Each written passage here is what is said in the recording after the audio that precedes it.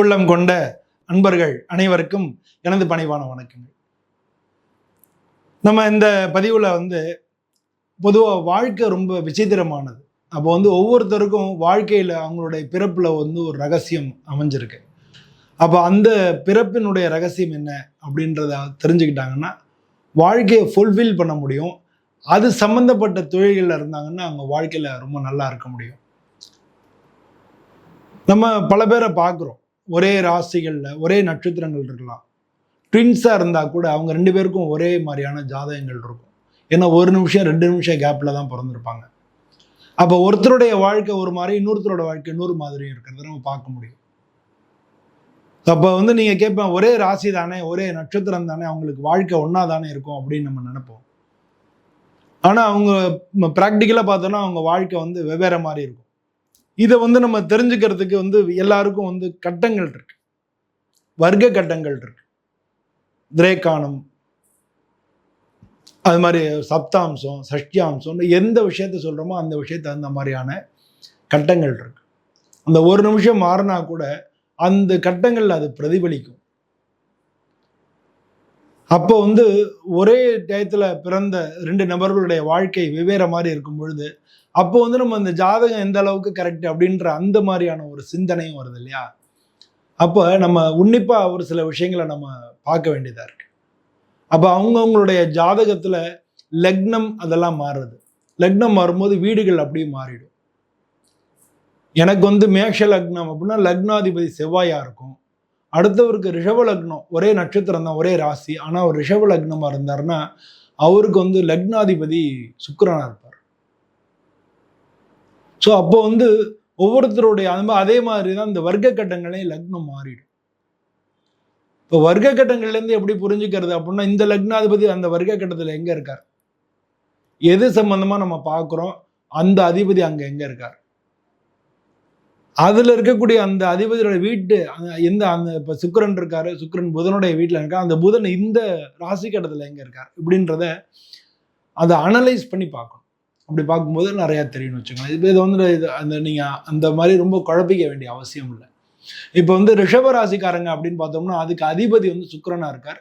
இந்த ரிஷபராசியில இருக்கக்கூடிய நட்சத்திரங்கள் கார்த்திகை 2, 3, 4 பாதங்கள், ரோகிணி நட்சத்திரம், மிருகசீரிஷம் 1, 2 பாதங்கள் இருக்கு. ஸோ பொதுவாக இந்த ரிஷபராசிக்கு எந்த விதமான தன்மைகள் இருக்கும் அப்படின்னு பார்க்குறோம். மேஷ ராசிக்கு ஒரு போர்க்குணம் இருக்கும். ரிஷபராசியை பொறுத்தளவுல இந்த ராசிக்கு அதிபதி சுக்கிரன் அப்படின்றதுனால இந்த ராசிக்காரங்க எதுல ஃபுல்ஃபில் பண்ணுவாங்க அப்படின்னா உணவு, உடை, இருப்பிடம், இது 3ஐயும் இவங்க ஃபுல்ஃபில் பண்ணுவாங்க. இந்த ராசிக்காரங்க இது சம்பந்தப்பட்ட விஷயத்துல தான் அவங்க இதுவா இருப்பாங்க. உணவு சம்பந்தப்பட்ட விஷயத்துலையும் நல்ல ரசிகராக இருப்பாங்க. அதே மாதிரி உடை சம்பந்தப்பட்ட விஷயத்துலையும் முக்கியமா இருப்பாங்க.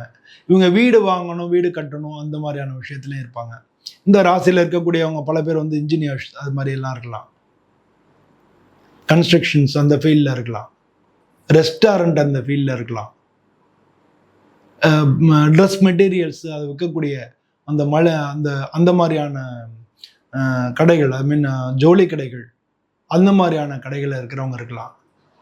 ஸோ அது மாதிரி இந்த ராசியை சேர்ந்தவங்களுக்கு இந்த மாதிரியான விஷயங்களை இவங்க அதனால என்னன்னா இதுல இவங்க என்னன்னா இந்த உணவு, உடை, இருப்பிடம் அப்படிங்கிறது சார்ந்தது, இது சார்ந்துதான் வாழ்க்கை.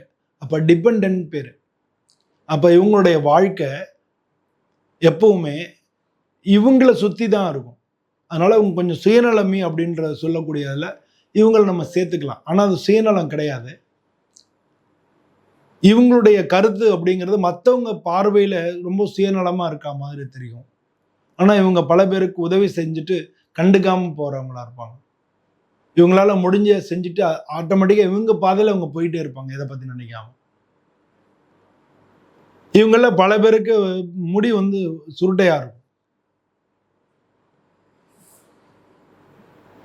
அது மாதிரி இவங்கள பல பேர் பார்க்கறதுக்கு நல்லா இருக்கும், பல் வரிசைகள் நல்லா இருக்கும்.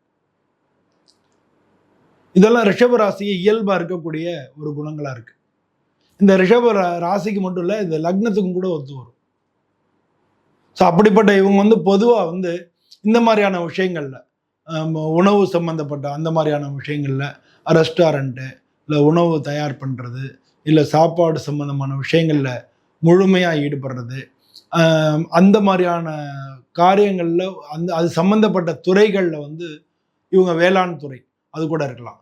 இந்த மாதிரியான துறைகளில் இவங்க நல்லா இருப்பாங்க.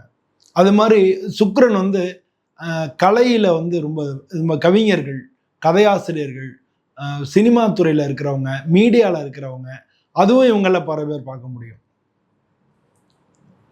அதே மாதிரி இவங்களை பொறுத்தளவுல இது மாதிரி ரெஸ்டாரண்ட்டு, துணிக்கடை, ஃபேன்சி ஸ்டோர்ஸு, இது மாதிரி இருக்கிறவங்களையும் உங்களை பார்க்க முடியும்.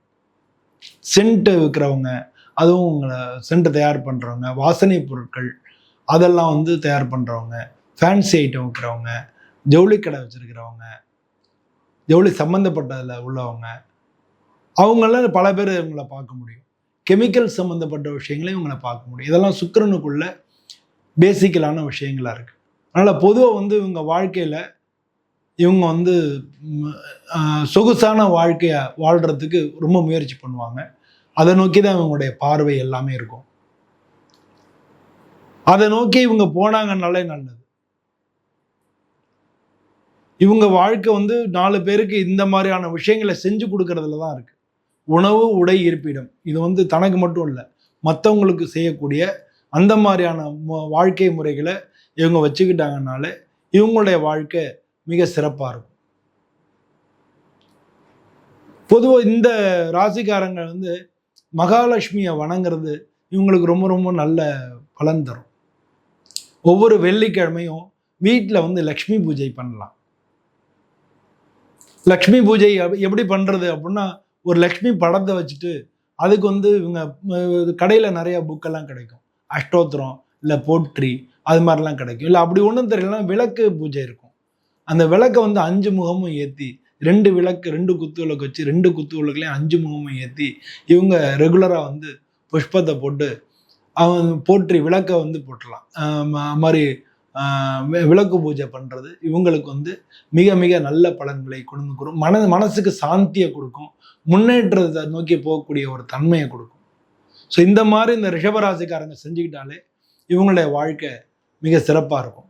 இதுதான் இவங்களுடைய அடிப்படையான வாழ்க்கையோட ரகசியங்களாக இருக்குது. இதை இவங்க பண்ணிக்கிட்டாலே இவங்க வாழ்க்கை மிக சிறப்பாக இருக்கும். நீங்கள் இந்த வீடியோவை பிடிச்சிருந்ததுன்னா லைக் பண்ணுங்கள், உங்களுடைய நண்பர்கள் எல்லாருக்கும் ஷேர் பண்ணுங்கள், உங்களுடைய கமெண்ட் என்னவோ, உங்களுடைய எண்ணம் என்னவோ அதை கமெண்ட்டில் தெரிவிங்க. எல்லோருக்கும் எனது பணிவான வணக்கங்கள். நன்றி.